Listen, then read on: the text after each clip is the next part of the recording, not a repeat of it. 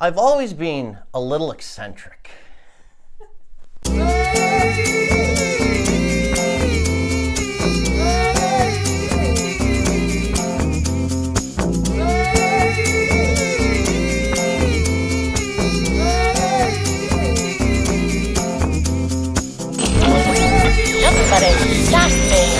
Sensational. Sing your heart out. Get mad. Be happy.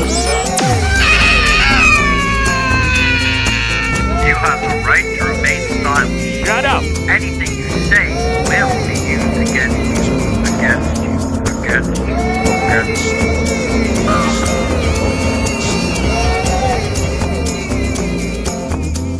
That's the true reality. I've always been a little eccentric. Not like anything too weird, like wearing a latex dog costume, but more odd. More odd behavior. Kind of like in the family of whatever an Irish goodbye is. When I was younger, I was more tone deaf eccentric. And now I'm more antagonistic eccentric, or premeditated eccentric. Now I know what's happening. I curate my life like a well-written joke. And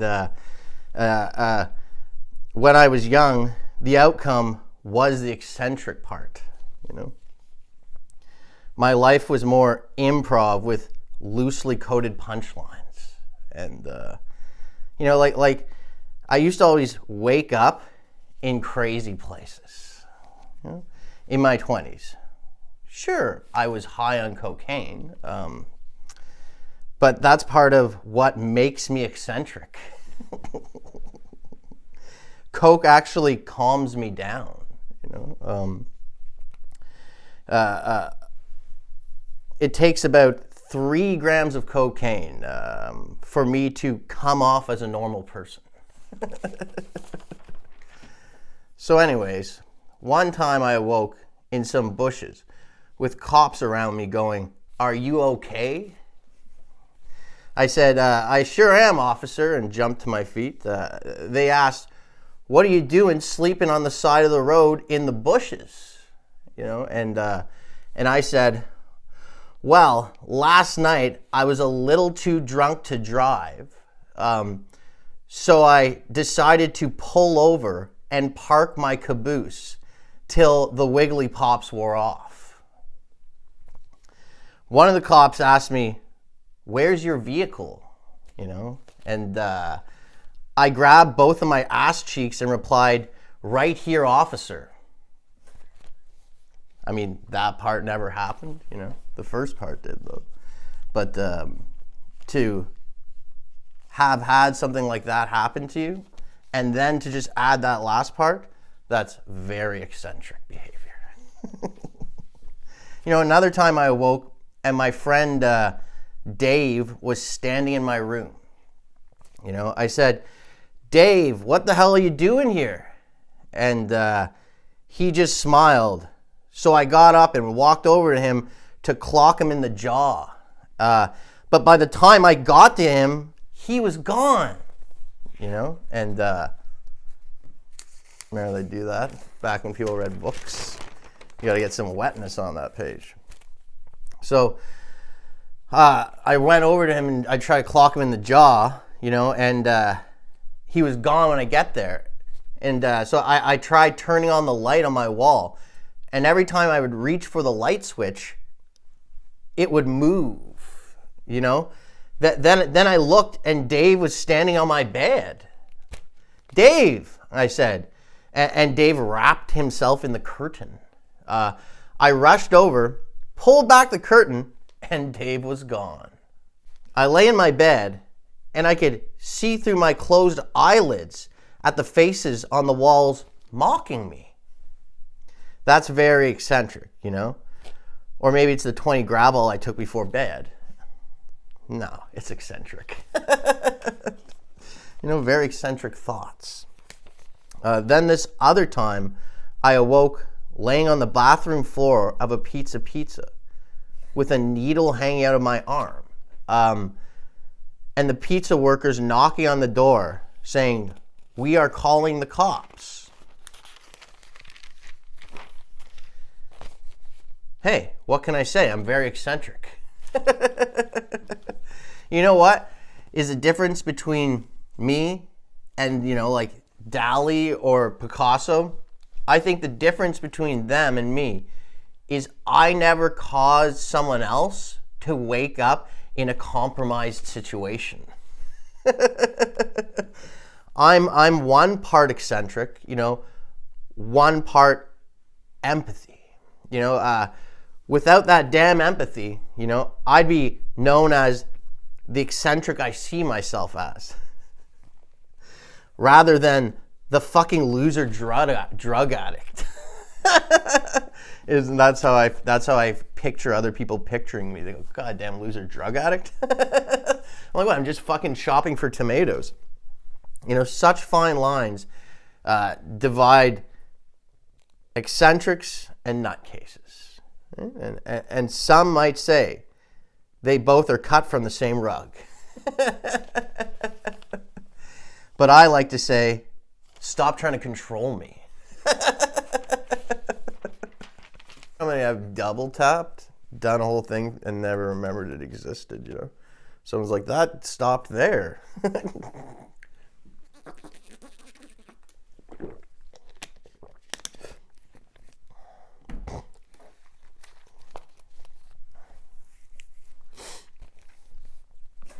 Such a man ASMR. It's March 12th, 2025. Year of the Snake. Of course it is, as our new era is presented for us, you are now conservative. Not me. I'm a liberal. It's sunny out.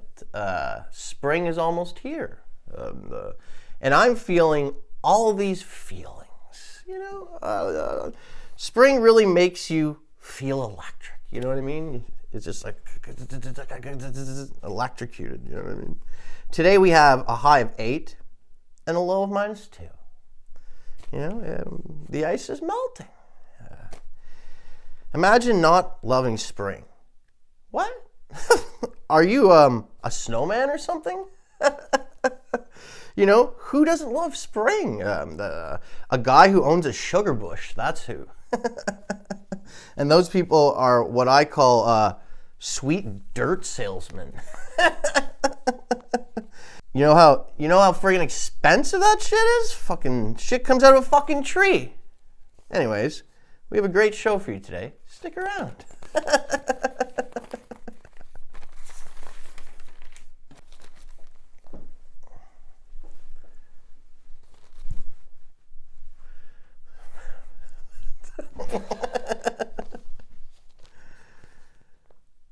What's the deal with socks?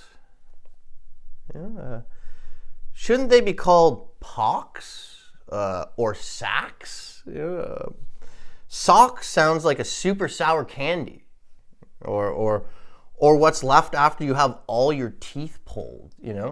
I gotta have these socks filled in.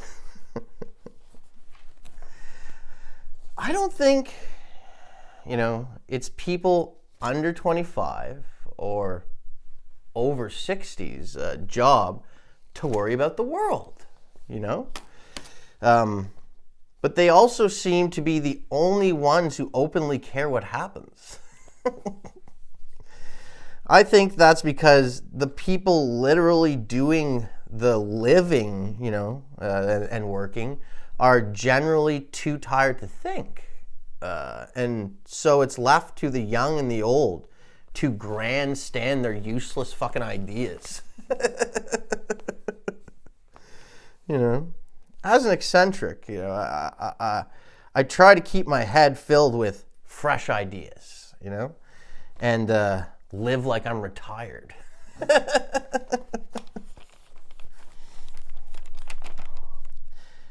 As a guy who sees himself as a guy who's 7 feet tall, I'd like to know, what do they do with the dead hobo's ashes?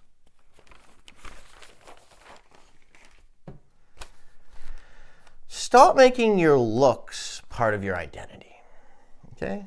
We already see you. Some people have no leg, right? And can't help the fact that that is part of who they are, you know?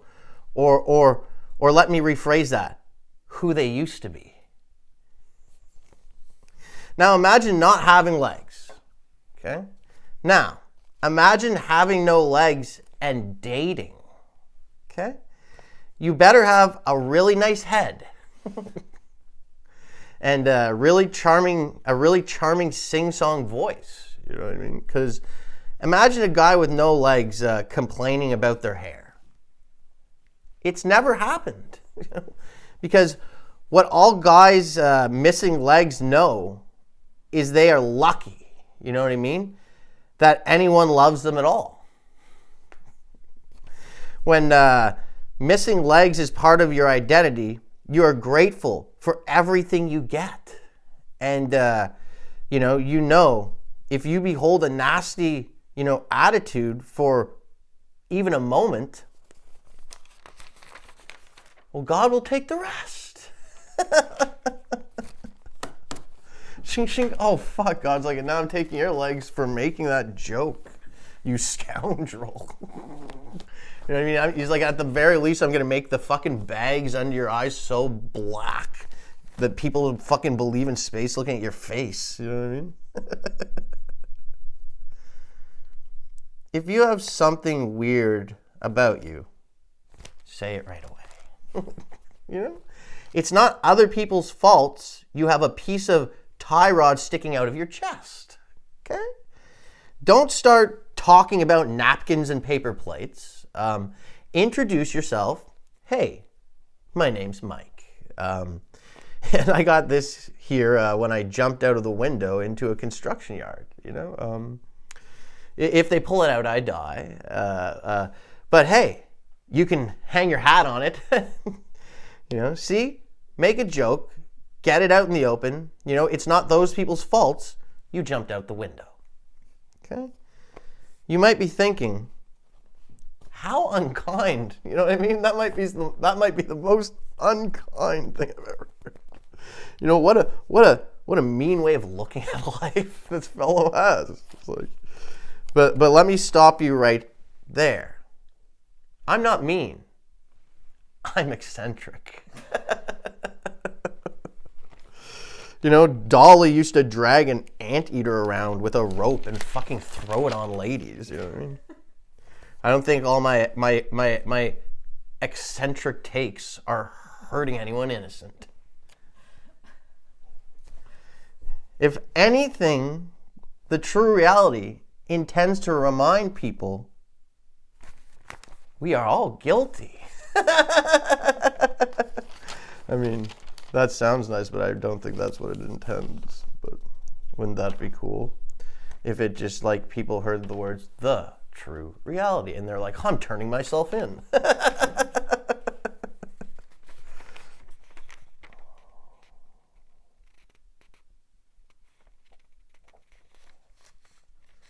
Okay, there's another part coming. Cool.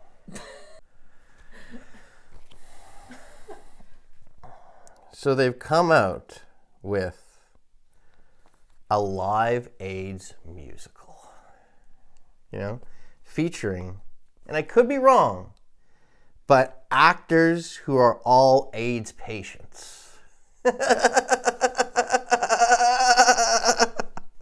Or all queer, I can't really remember, but I like to think on the job listing it said, must have AIDS to get the job. I just like to sit and imagine, you know what I mean? I go, the absurdity. You know, like a verbal dolly painting dancing in my head, you know? And I wonder if anyone got AIDS, you know, to get the part. Like actors are all so desperate for work, you know, straight male actors pretend to be queer to get the job of pretending to be queer. then the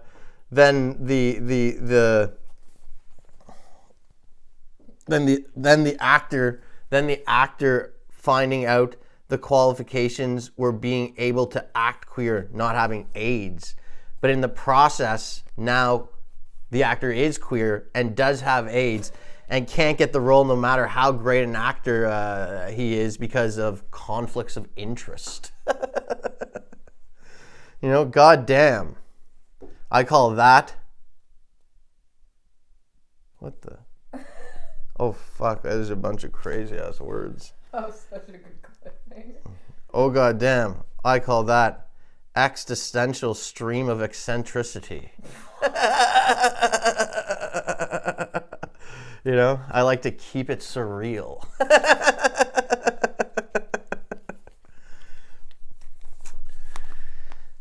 Don't you just hate a party within a party? You know, like the cool kids' Coke room. You know, don't you hate elitists? You know, as a good person, aren't gatekeepers untrustworthy? You know, don't people love having their own mini mafia and positioning themselves as separate from the people? I've been in those rooms. The Coke is the same Coke as in the living room, you know, where the people are smiling and laughing and blending nicely. You know, if you live in that cool kid Coke room, you'll die in it too. It's one of those you are what you eat kind of fucking scenarios. The Canadian Gestapo. Hello? You aren't drinking American beer in there, are you? Oh, no. I'm just shooting heroin into the corner of my eye. Oh, that's totally fine. But you're sure you're not drinking no American beer in there, though? No, China White, straight from Colombia. Okay, all right. Go on about your business, then, eh?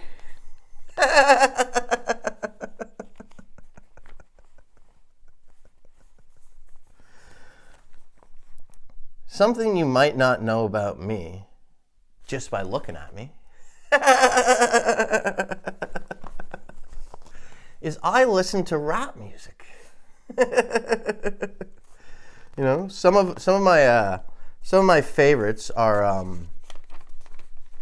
Glorilla, Latto, Cardi B. I like Migos and the members and their various projects. You know, DaBaby. That's great. I'll watch rap music videos for like 6 hours straight. You know, because I truly admire their ability to be themselves. You know? And I think there's a lot we could learn from them. You know? Comedians from rappers. Sure, they learned everything they know from us. You know, but not from us as the current individuals alive now.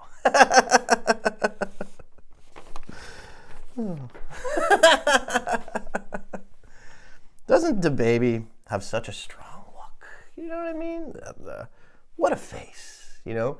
Big, shiny, silver teeth and a smile like a jackal.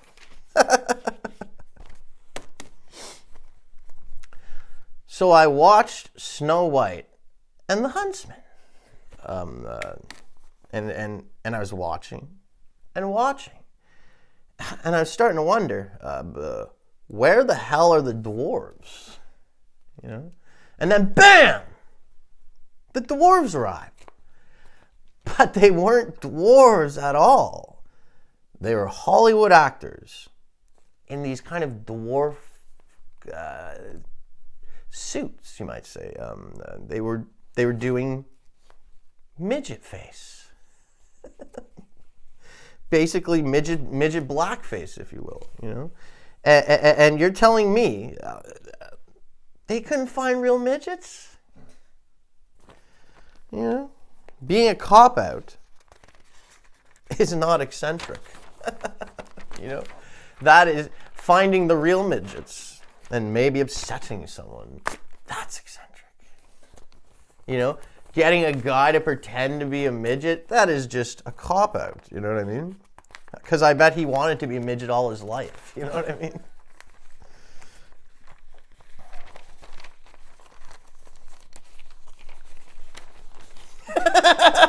I'm fucking rolling on fucking... I'm rolling on ecstasy.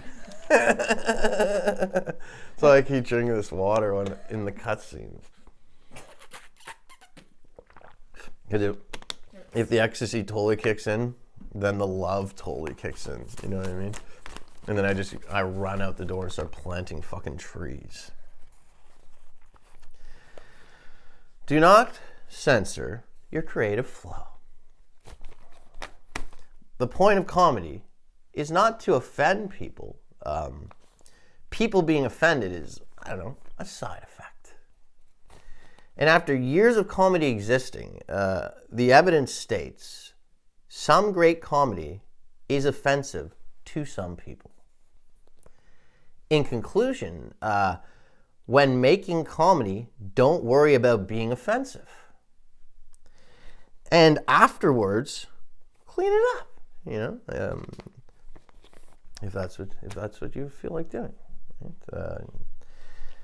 I used to argue with my upstairs neighbor.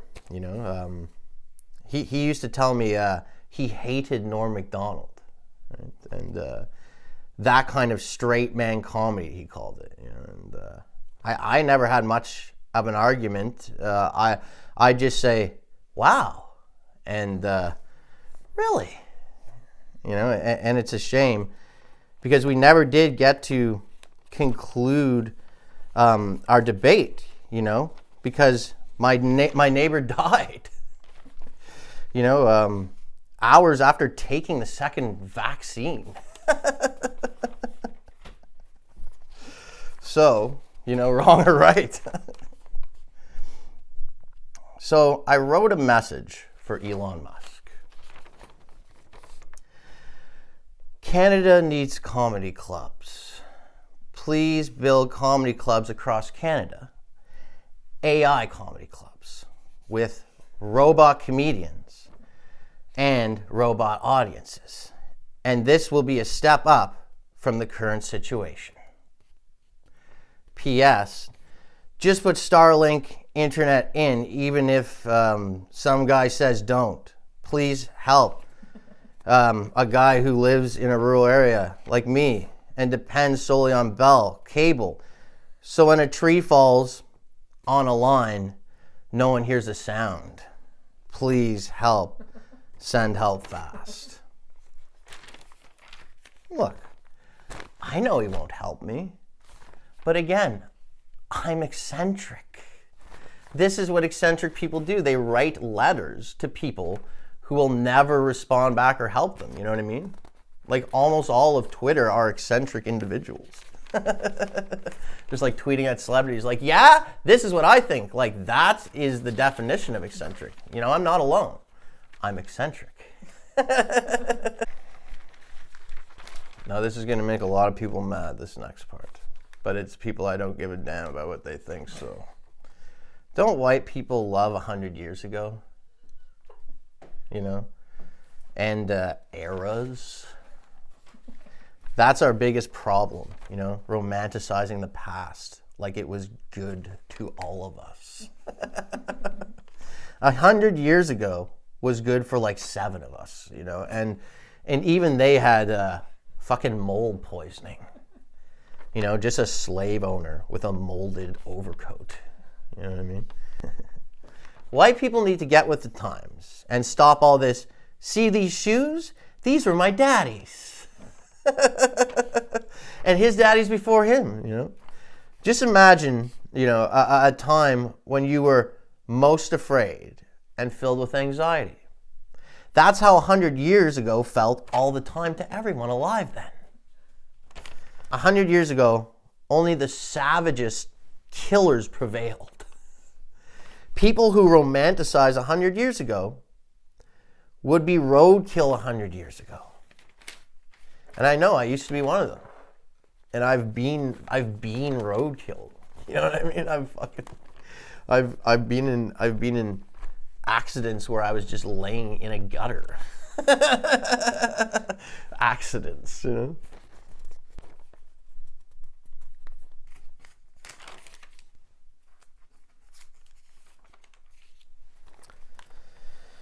Realizing this is what led me to learning rap music. You know, I put down my Muddy Waters record and began learning the lingo.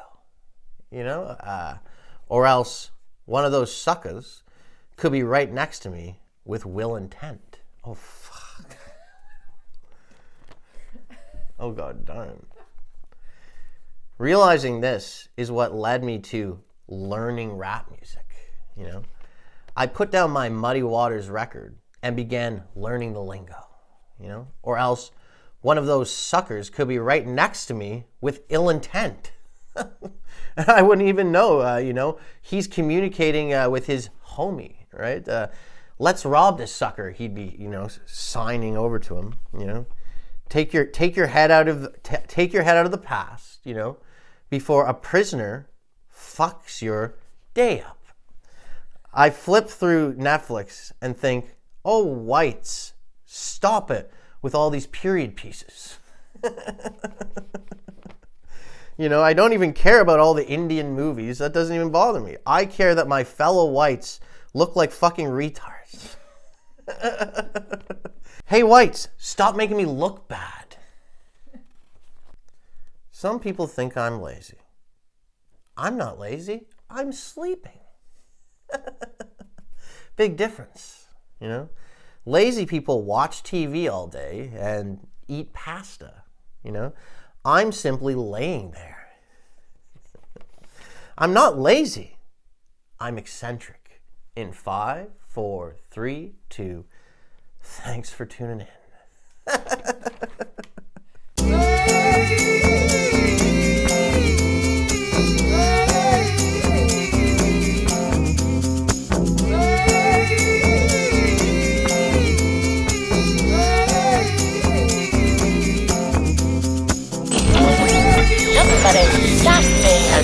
Sensational. Sing your heart out. Get mad. Mad. Be happy. You have the right to remain silent. Shut up. Anything you say will be used against you, against you, against you, against you.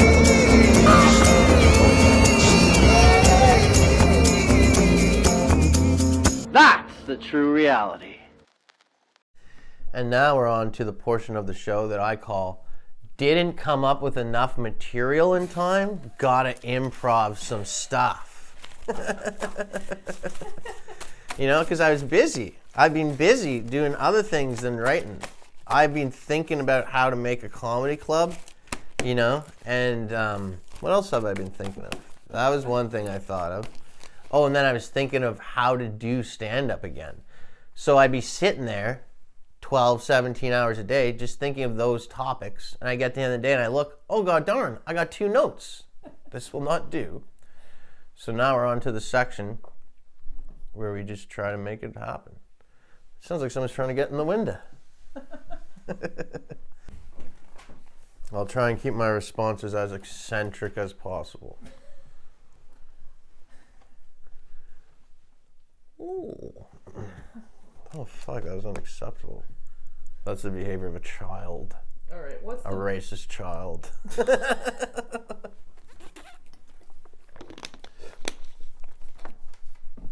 What's the best way to start your day? Oh, thank God I didn't die in my sleep.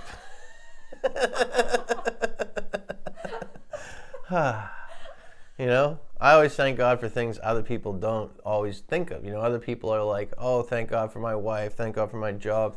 At the moment I woke up, go, oh, thank God I didn't die in my sleep, because to me that's my biggest fear, is dying in my sleep. You know, where everyone else is like, I'd love to die in my sleep. I'm like, no. You know, I want to see it coming, you know, so I can prepare myself. I can have my last words. Imagine your last words are good night. Like, that's the most dramatic last words. Last words, good night. Oh, God darn. That's kind of cruel. Good night. You know what I mean? Yeah. What was the question again? That was good. What's the best Oh, way yeah. to start your day? Is that way. Thanking God for life. And another thing I always thank God for that a lot of people would never is every time I go to the washroom. You know what I mean? That's like a specific time I'm thankful. Because to me, the only thing worse than not waking up would be not being able to go to the bathroom.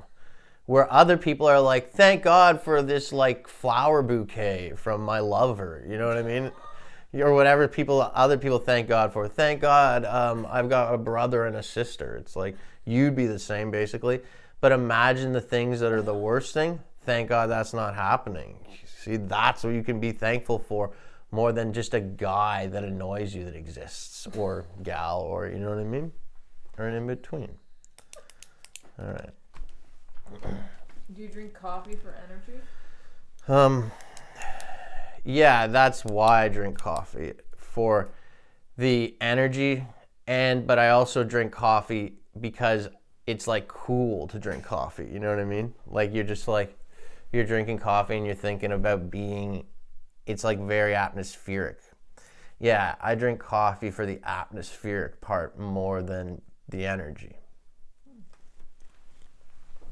Do you work listening to anything? Do you like being around noise? Yeah, I find it's good to have some kind of a noise going, because without a noise, silence is, deafening. Silence is violence. Without noise around, I start getting even, you might say. So how do you stay productive? I just think of what it would feel like to be in hell.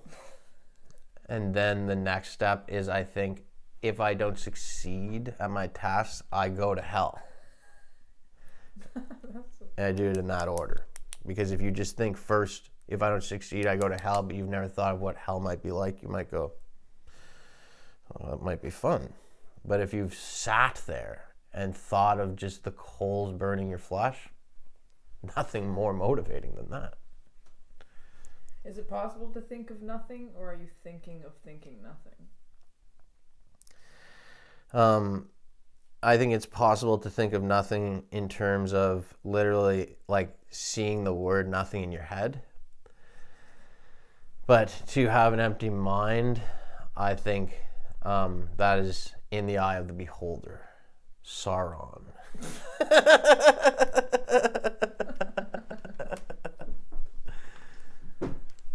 If you won Roll Up the Rim 10 grand, what's the first thing you would buy?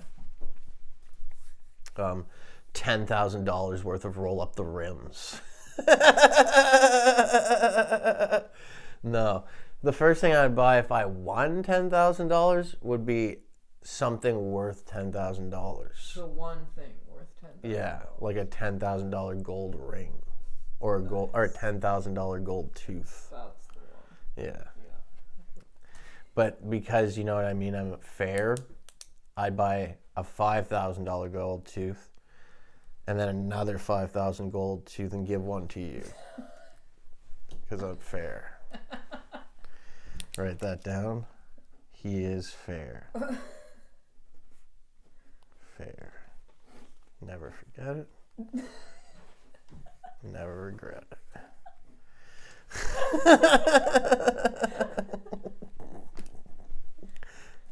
What's your favorite snack?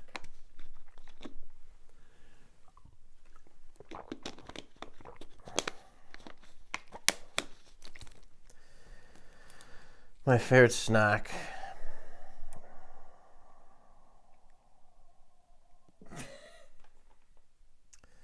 There's just so many snacks.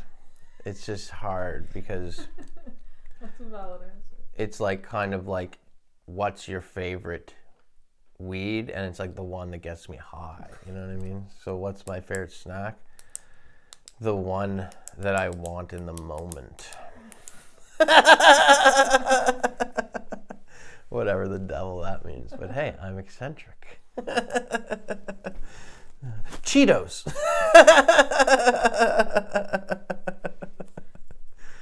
Celery sticks. Two words. Air and water. Would you want to read minds or be able to teleport?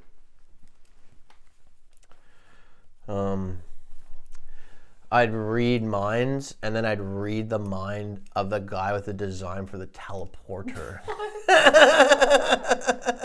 Alright.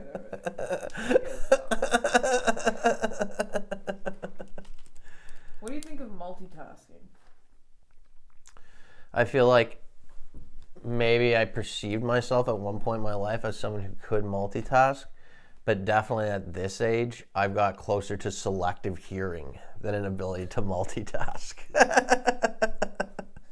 You know, if two things are happening at once, like someone's talking to me while a TV's playing, it goes wonk, wonk, wonk, wonk, wonk, wonk, wonk, wonk. So I think that might mean I don't have the ability to multitask. I'm a kind of person that can focus really well on one thing despite what's happening.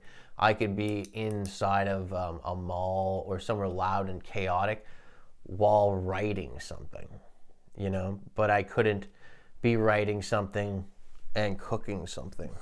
Well, I mean, I'm capable of it, but now we're going to have to get into the logistics of the standardization of what, you know, is acceptable. So I don't know. This is a hard one to answer.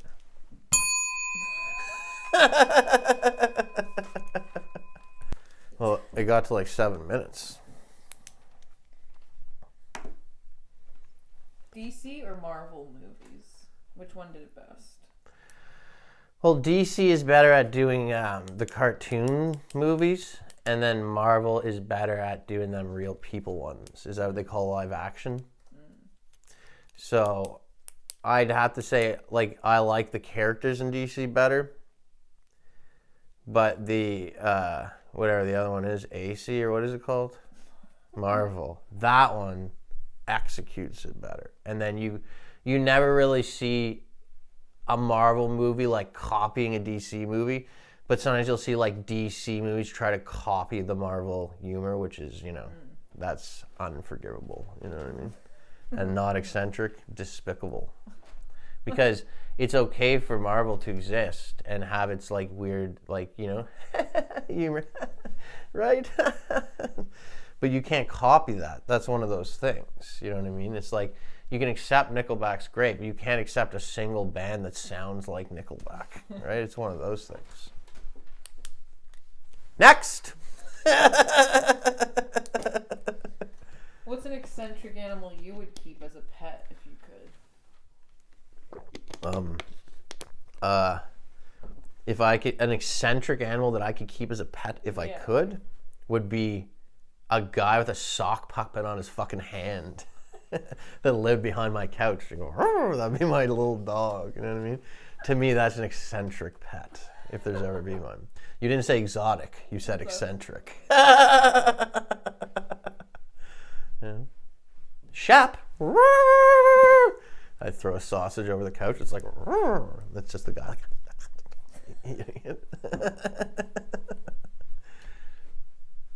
Give me an example of a 6-word story. I don't want to die now.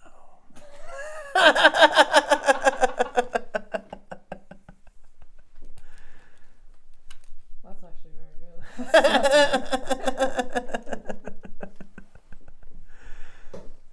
I'm here all night. What's the last book you read?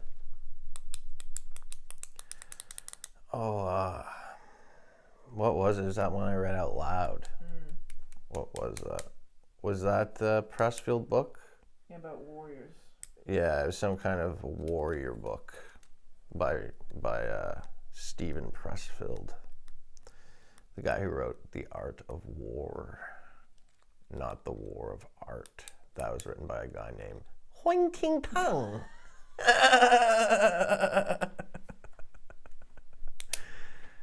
Next. Would you rather never have to sleep again or never have to eat again? I'd rather never have to sleep again.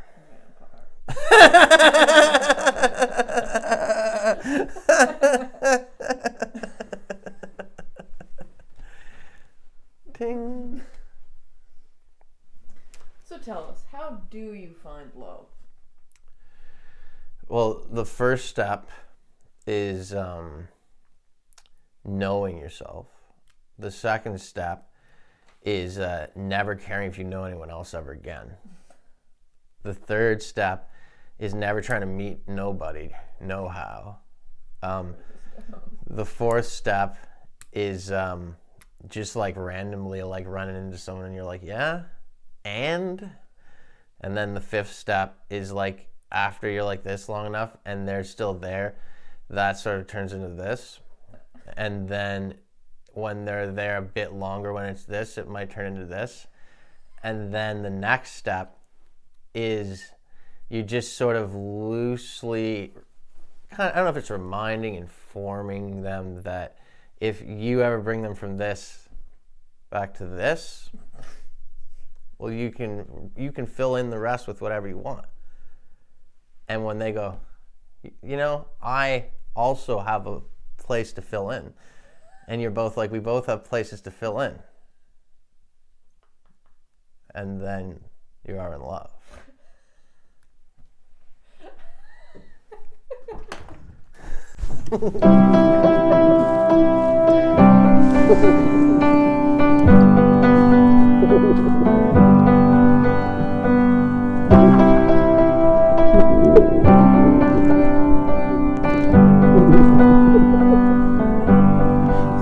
That I could cough out my emotions in a healthy manner. I'm eccentric, what can I say?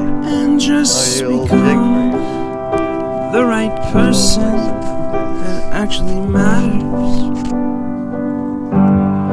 And every day I drive my car to my little job. Find some peace in the stations that I throw on.